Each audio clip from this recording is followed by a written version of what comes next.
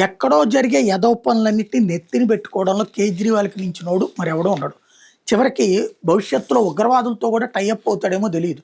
లష్కర్ ఎ తోయిబా ఇండియాలో పెడితే దానంత సెక్యులర్ మరొకటి లేదని చెప్పేసి దాంతో టై అప్ అయినా ఆశ్చర్యపోనక్కర్లేదు.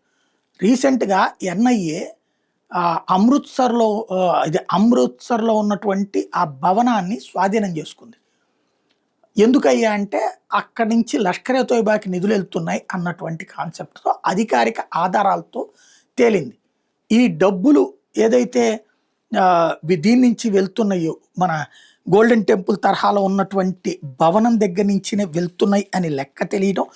ఆ లెక్క సందర్భంగా కీలకమైనటువంటి పరిణామం ఏంటయ్యా అంటే ఎక్కడెక్కడికి వెళ్తున్నాయని తేల్చడం. ఇది ప్రత్యేకించి ఇది అంకుష్ కపూర్ వాళ్ళకి సంబంధించిన అంకుష్ కపూర్ వాళ్ళ తండ్రికి సంబంధించినటువంటి అమృత్సర్ హౌస్.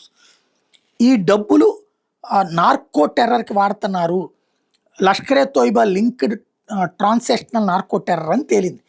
ఈ వ్యవహారం తేలేటప్పటికి దీంట్లో ఉన్నదంతా కూడా ఆమ్ ఆద్మీ పార్టీ వాళ్ళకి సంబంధించిన నాయకులే. దాంతో ఆ టెర్రర్ కేసు తమ మీదకు చుట్టుకోకుండా, డ్రగ్స్ కేసు తమ మీదకు చుట్టుకోకుండా ఇప్పుడు కొత్త ఎత్తు బిగించేశాడు కేజ్రీవాల్. ఏమని 70% డ్రగ్స్ ఇదివరకు పాకిస్తాన్ నుండి పంజాబ్‌కి వచ్చే మాట వాస్తవమే. ఇప్పుడు 70% డ్రగ్స్ గుజరాత్ నుంచి వస్తున్నాయని. మరి నువ్వు నిద్రపోతున్నావా? మీవాడే కదా, మాన్ అనేవాడే కదా అక్కడ సీఎంగా ఉంది. వెళ్ళి పట్టురావాలి కదా.